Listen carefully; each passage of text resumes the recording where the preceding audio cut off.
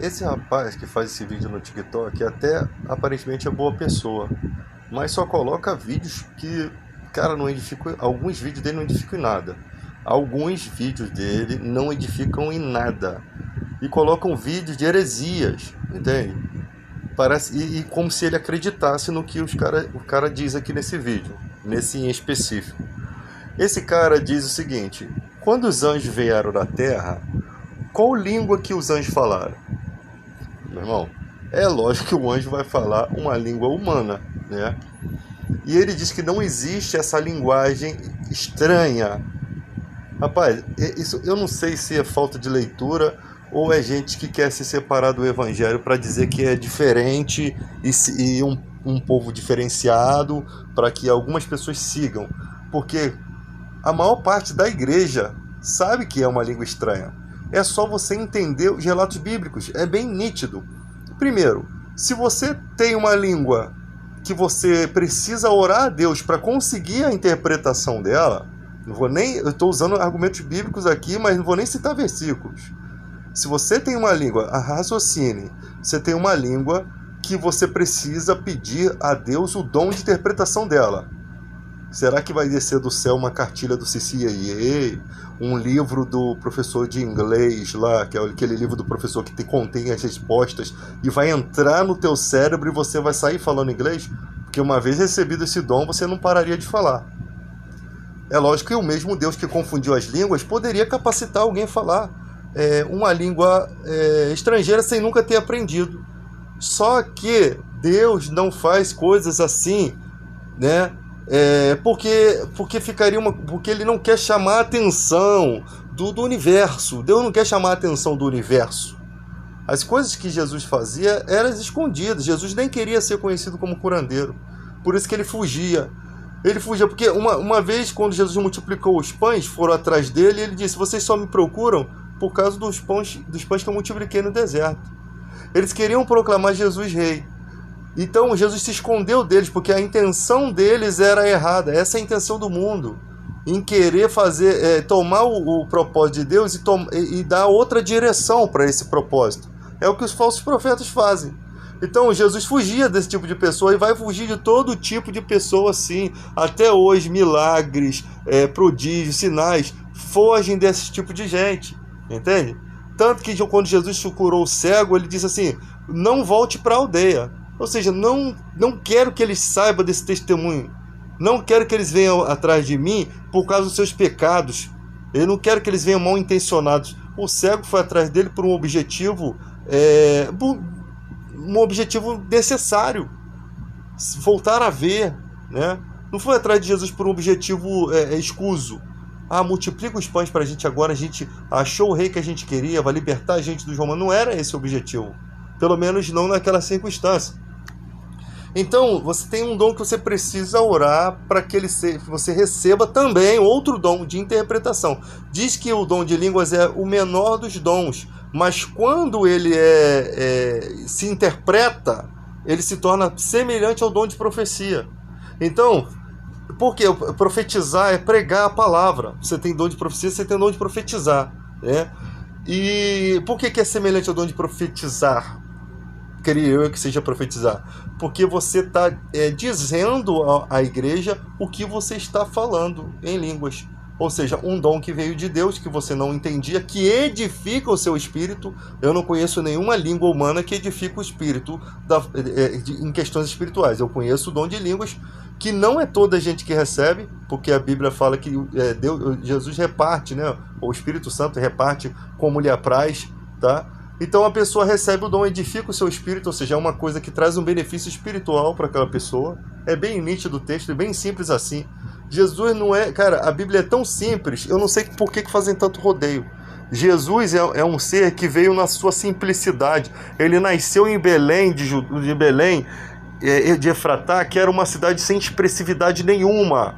Quando ele surge na Galileia, as pessoas não sabiam que ele tinha nascido em Belém. Tá? Porque ele foi para lá de acordo lá com o censo da época. Depois a mãe foge para o Egito, né? Para cumprir-se duas profecias ao mesmo tempo ali, se você perceber, que o Messias viria de Belém de Efratá, né? que Efratá supostamente ou é antigo o nome de Belém ou é uma cidade próxima, tipo uma capitalzinha, né? Ainda os estudiosos ainda têm dúvida, por isso que para mim o Messias tinha que vir no primeiro século, porque essas cidades ainda não existem mais, elas foram destruídas, né? Então você tem aí Maria foge para o deserto para cumprir-se a profecia de Miqueias também, né? Uma é de Miqueias, que Jesus nasceria de Belém, Miqueias 5:2.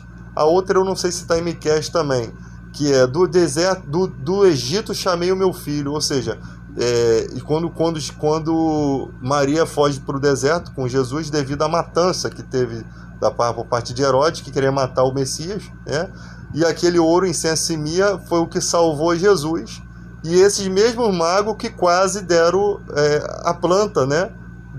Foi por conta da língua deles que o Herodes começou a perseguir e matar um monte de criança. Da mesma forma como aconteceu com Moisés, quando estavam matando as crianças também.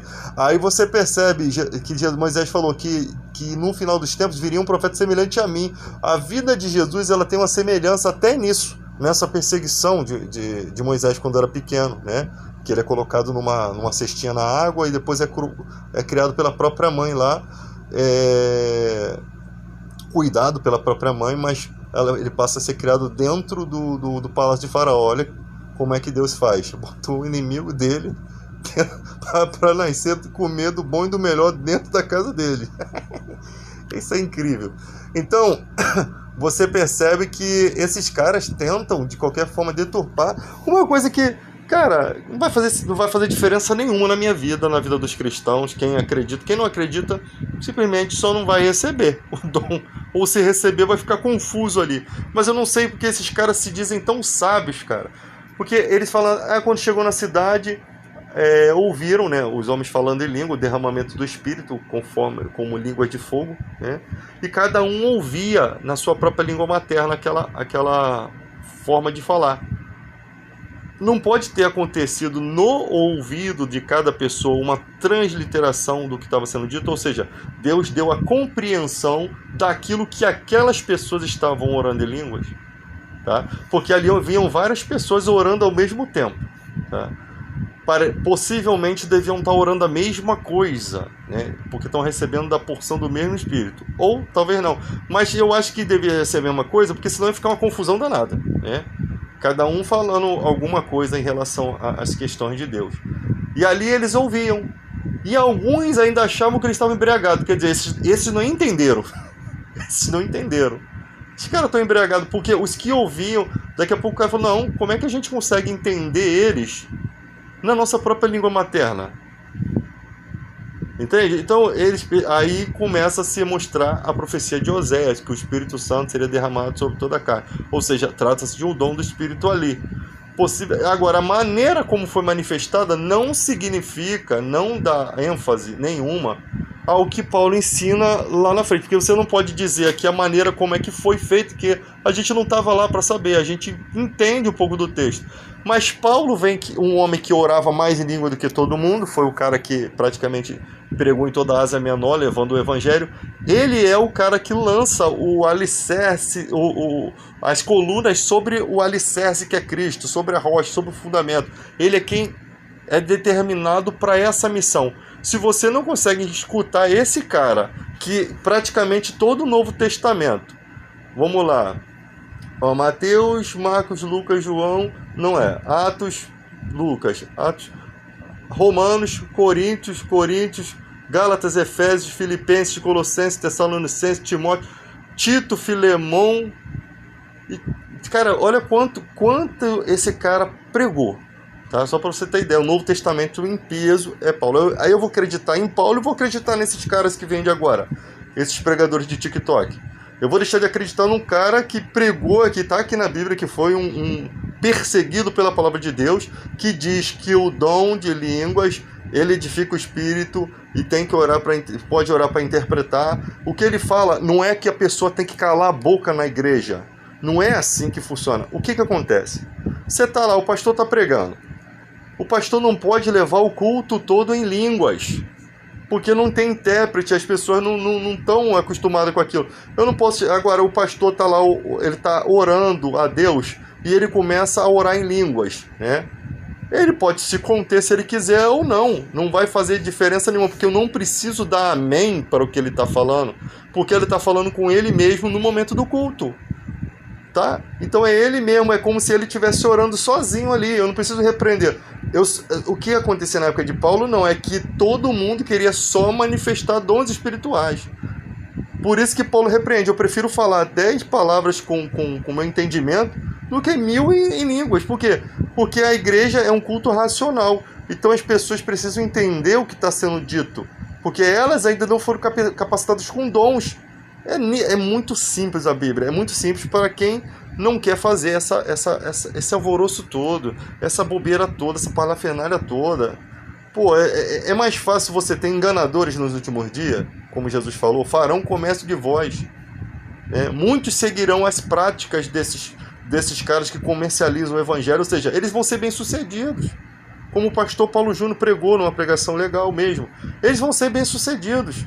Muitos seguirão como comichão no ouvido, muitos seguirão. Por quê? Porque são pessoas corrompidas, pessoas que vêem na fé alguma motivação financeira, tá? Vêem na fé alguma coisa que não está relacionado ao propósito direto do Evangelho. O propósito direto do Evangelho é outra questão, tá? É a questão da salvação, é a questão da instrução para a vida, né? Para você ter paz com Deus. Você que anda aí perturbado, olha quantas pessoas se suicidam aí, ó. Quantas pessoas com a alma abatida. Não estou falando aqui de depressão física, depressão psicológica ou depressão até espiritual. Eu estou falando de pessoas que são pessoas comuns, que não têm problema nenhum de saúde, mas que têm frustrações que não são causas que o mundo pode nomear. É falta de Deus dentro do coração. Vinde a mim os que estão cansados e oprimidos, eu vos aliviarei, porque meu fardo é leve e meu jugo é suave. Sabe o que Jesus está dizendo aqui? Que existe um fardo pesado, existe um jugo que não é suave. E quem está trazendo essas amarras é o inferno, são os espíritos. Jesus fala, o espírito ele anda por lugares áridos, não acha repouso, ele volta para onde saiu, de onde saiu, acha a casa vazia, varrida e ornamentada. E volta, quando ele é expulso, ele volta e traz 7 espíritos piores, e o estado daquele homem se torna pior do que o primeiro. Eu não sei como ele é expulso, ou ele sai por vontade própria para entrar em outra pessoa, mas pode ser que os anjos tenham uma luta espiritual, expulsem, e daqui a pouco eles voltam de novo, porque a luta deve ser grande pela nossa alma aqui, né, no mundo espiritual. E você vê que os impérios tenebrosos das trevas, eles têm hierarquias, eles são fortes também. Você vê que lá em Apocalipse tem Miguel e seus anjos pelejavam contra o dragão e os seus anjos, né? O dragão, a antiga serpente de Gênesis, está lá em Apocalipse. Então tem ali a peleja, fala que esse dragão é o diabo, é Satanás. Aí hoje você vai falar com os outros, não, Satanás não existe. Não, o inferno não existe. Tá? Como é que o judeu vai estar no mesmo lugar onde o bigodinho vai estar, lá no céu? Como que ele vai estar lá? A não ser que ele seja um cara que tinha alguma síndrome, alguma loucura, e tudo que ele fez ali, porque ele não fez sozinho, né? Ele era o líder, tudo que ele fez ali foi uma psicopatia. Que o cara é porque tem gente que nasce sem afeição a ninguém, é um cara doente. Então, como é que você vai julgar um cara doente? Tá? Então, tipo assim, mas a sociedade toda podia dizer não ali. Tá? Então esses caras surgem no momento de dificuldade, no momento que a sociedade está devastada e vem aquela falsa esperança, né? Aquela fala como o dragão, quer dizer, o cara traz uma esperança, mas para se alcançar aquilo tem que fazer o mal. Aí a pessoa que está sofrendo vai tudo com aquele sentimento, aquele reboliço dentro dela, acredita, e aí é carregada por inclusive os alemães foram levados lá para poder ver o que aconteceu lá no Holocausto, para poder ver, muita gente passou mal, para ver o que eles faziam com as peles das pessoas, para ver que tipo de loucura aqueles seres fizeram com aquele povo, né? Que hoje está fazendo a mesma coisa na faixa de Gaza com os palestinos. É interessante, né? no passado machucado, no futuro fazer. E eu não tenho medo de falar não, porque a verdade é para ser dita mesmo. A gente chega na live, a gente começa a falar isso, todo mundo começa a fugir. Aí vocês vão ficar fugindo até quando? Quando a gente não fala de um assunto, a mídia internacional ganha força e eles continuam fazendo essa pouca vergonha que eles estão fazendo. Aí os caras não estudam a história da Palestina, não sabe quem estava ali primeiro, que era o povo árabe, estava ali primeiro, né? Desde 635. Em 1908, só que Israel conseguiu voltar para a antiga, no caso a Canaã bíblica, que é a Palestina, né? A Filistia, a terra dos filisteus, colocado esse nome pelo imperador Adriano, que destruiu tudo lá e botou esse nome, expulsou os judeus de lá. Mas quem chega ali é o povo árabe, com a expansão do islamismo. Tanto é que tem a mesquita lá, o Domo da Rocha, que é onde tem o Monte Moriá, onde Abraão ia sacrificar Isaac, e ao lado da mesquita de Al-Aqsa, que são os templos importantes para os muçulmanos e para os judeus. Porque os muçulmanos também acreditam que Maomé ascendeu aos céus dali. Então você tem que ter um contexto de estudar, para não falar besteira. Às vezes você vem para a live conversar, eu não sou não eloquente do assunto, mas eu procuro estudar o assunto, né? Estudar. Por que está acontecendo isso lá no... Por que o Hamas fez isso? Por que Israel soltou Ibrahim Siwé, que era o líder do Hamas, que foi quem fez aquilo? Que estava em prisão perpétua há 23 anos. Por que soltou ele para trocar por um preso? Ainda deu mais 1.094 pessoas integrantes do Hamas. Então tudo isso tem que se questionar, porque você não pode ser massa de manobra desse mundo. As informações da televisão, elas são distorcidas. Existe um misto entre coisas corretas, verdades, meias verdades e mentira. É assim que se baseia a informação. Verdade, tem coisa verdadeira? Tem. Meias verdades, ou seja, não é bem assim. Quando você ouve superficialmente, parece verdade. Mas quando você vai a fundo, isso não é verdade. Tem alguma coisa aqui. E mentira. Mentira. Só que, diz um ditado, quando a mentira é dita muitas vezes, ela vira uma verdade. Porque o que acontece hoje é o efeito manada. O que é o efeito manada? É um impacto que uma notícia causa. Eles jogam uma notícia, né? Um primeiro impacto ali. Você fica impactado com aquela informação. Aí você já vai com todo aquele atributo de preconceito teu sobre aquele fato. Aí você já descarta um monte de coisas importantes. Ainda mais quando você tem raiva de alguém, né?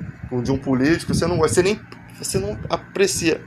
Porque é trabalhoso e o mundo, ele é um mundo apressado. As pessoas nem têm tempo para estudar essas coisas. Quando não se interessam, não estudam. Aí quer falar sem estudar. Quando se interessam, não vão a fundo. E quando vão a fundo, não acham pessoas para debater no mesmo nível. Por quê? Porque você vai debater com qualquer pessoa aquele assunto? Não dá.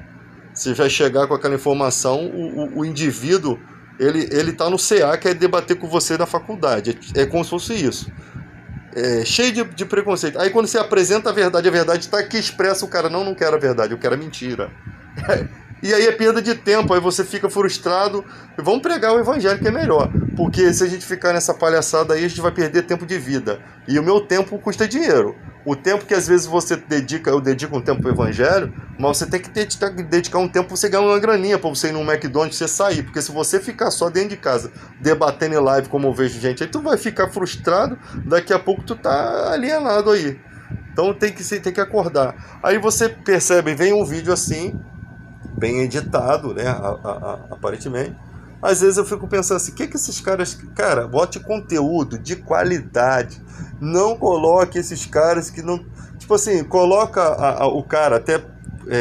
coloca assim, gente, o que vocês acham disso aqui? Olha esse vídeo. Quando fala assim, olha esse vídeo, parece até que dá a impressão assim, isso aqui, esse cara tá falando é verdade. Não, gente, coloque o cara, coloque sua posição em relação ao que o vídeo está dizendo, para a gente saber qual é a sua posição. Não fique de intermediário não, porque você também pode aprender. Porque quando você não faz isso, dá a impressão que você está apoiando o vídeo do cara. Então, olha, eu não acredito assim, porque a Bíblia diz isso. Você traz uma instrução.